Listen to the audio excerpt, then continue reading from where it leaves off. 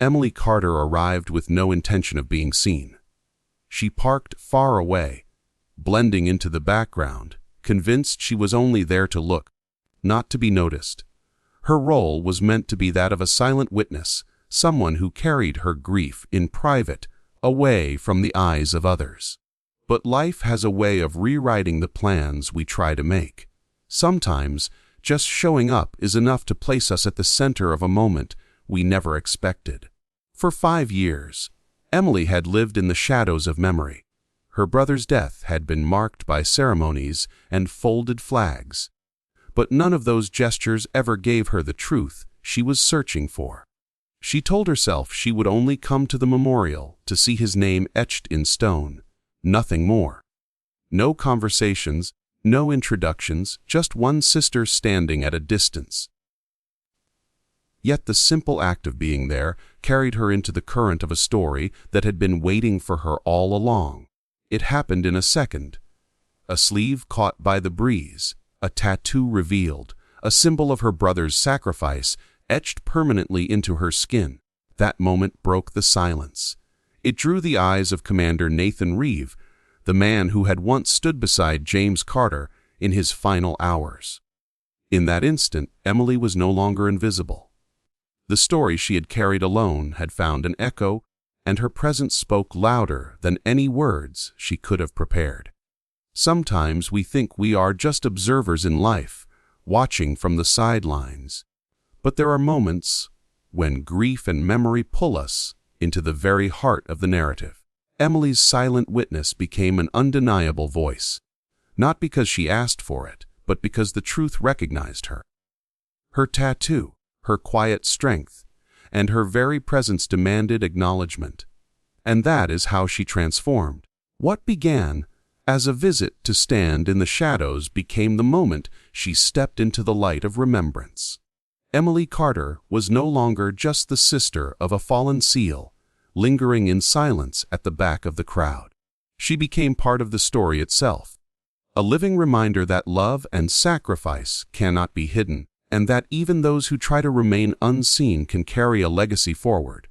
For 5 years, the official story was all Emily Carter had: a folded flag, a line about honor, and a silence that stretched across her family's life.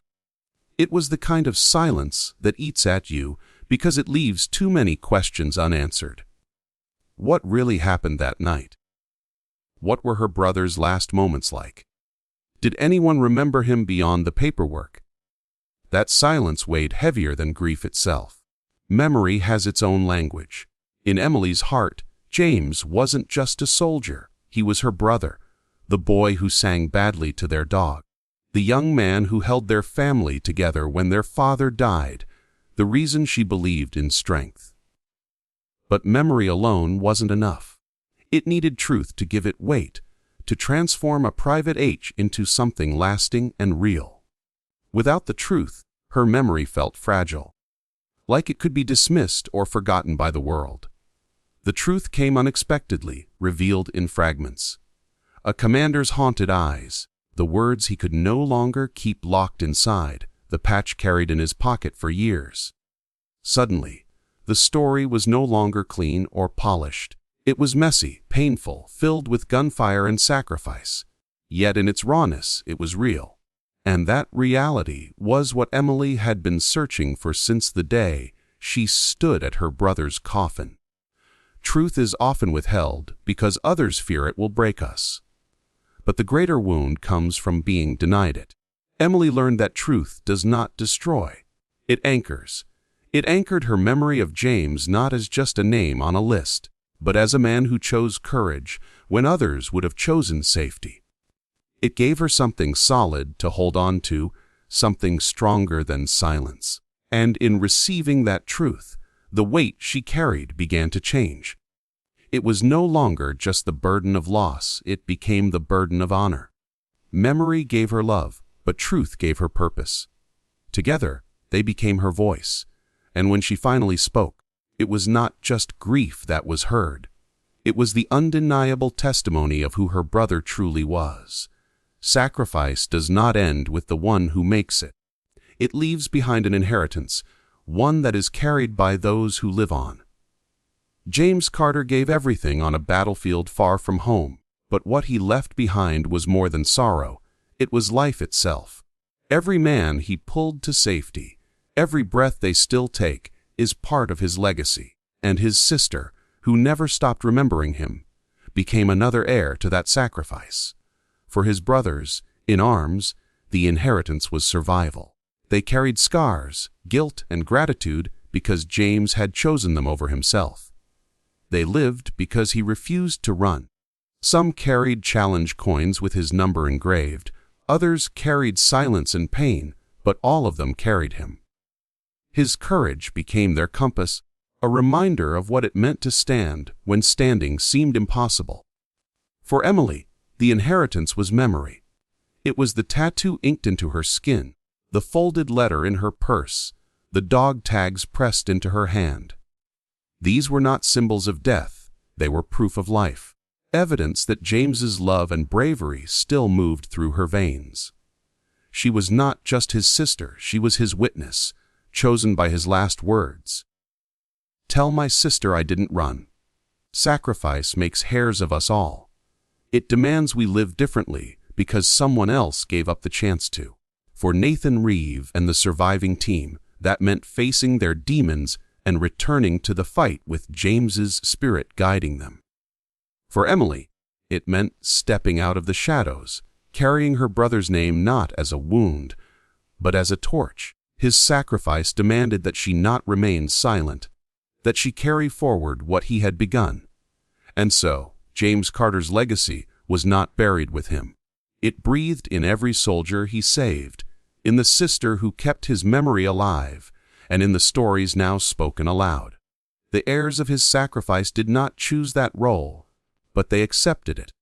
And in honoring him, they proved that true sacrifice does not end. It multiplies through the lives it touches. Grief begins in silence. For years, Emily Carter carried her brother's memory like a weight she could not put down. She avoided ceremonies, ignored letters, and lived with the hollow feeling that his name had been reduced to a line on a memorial wall. Grief isolated her. It told her she was alone in her pain, that no one else remembered James the way she did. But grief, if carried long enough, has the power to transform. The turning point came not from planned speeches or official honors, but from unexpected encounters. A glance across a crowd. A tattoo revealed. A commander who could no longer hide the truth. What began as quiet mourning started to shift into something larger. Emily realized she was not the only one carrying James's memory. His brothers in arms carried it too. Through scars, through coins, through unspoken vows. Suddenly, grief was no longer hers alone. Legacy was born the moment truth was spoken. When Emily heard her brother's last words, when she touched the patch that had survived the fire, grief began to loosen its grip. She understood then that James's story was not about death, but about life. Life he gave to others, life he had inspired in her. Legacy is not built from sorrow, it is built from meaning. And meaning comes from sharing what was once hidden. The journey from grief to legacy is never quick. It is a bridge built slowly, with tears, with courage, and with the willingness to face memories that hurt. But each step across that bridge brings light into the shadows. For Emily, it meant speaking for the first time, standing in front of others and declaring her brother more than a folded flag. It meant turning personal pain into a voice for many, and so her grief became her strength. Her silence became her speech. Her loss became her mission. Emily Carter stepped across the bridge, and in doing so, she proved that grief does not have to end in despair. It can become a legacy, a living, breathing force that ensures love, courage, and sacrifice are never forgotten. For years, Emily Carter's memory of her brother lived in silence. It was carried in private, through letters read in the dark, a tattoo hidden under her sleeve, and questions that never found answers. She believed remembering him quietly was enough, that her role was only to carry grief alone. but memory left unspoken can begin to fade, not because love weakens, but because silence steals its power. The day came when silence was no longer possible. One conversation led to another, and Emily found herself holding the truths that had been buried for 5 long years. She carried the weight of her brother's sacrifice, his final words, and the objects he left behind. Suddenly, memory became more than something personal. It became a responsibility. It demanded to be shared, not hidden. When Emily finally stood before a crowd, she was not a practiced speaker or a public figure. She was a sister with a story, yet her words carried more weight than any official report because they were born of love, of pain, and of truth. She reminded others that behind every engraved name is a life full of laughter, dreams, and courage. Her voice broke through the polished silence and gave memory its rightful power. Turning memory into a voice is not about seeking sympathy. It is about restoring dignity. Emily spoke not to be pitied, but to bear witness. She reminded every family in that room that their loved ones were not forgotten, not invisible, and not just names etched in stone. Her brother's story became their story too, a reminder that legacies live when we choose to speak them aloud. And so, Emily Carter was transformed. No longer only a grieving sister, she became a voice, a living echo of her brother's courage. Her memory, once quiet and hidden, became a force of light for others still trapped in silence. Through her, James's sacrifice was not just remembered, it was carried forward, spoken into the world, and made eternal.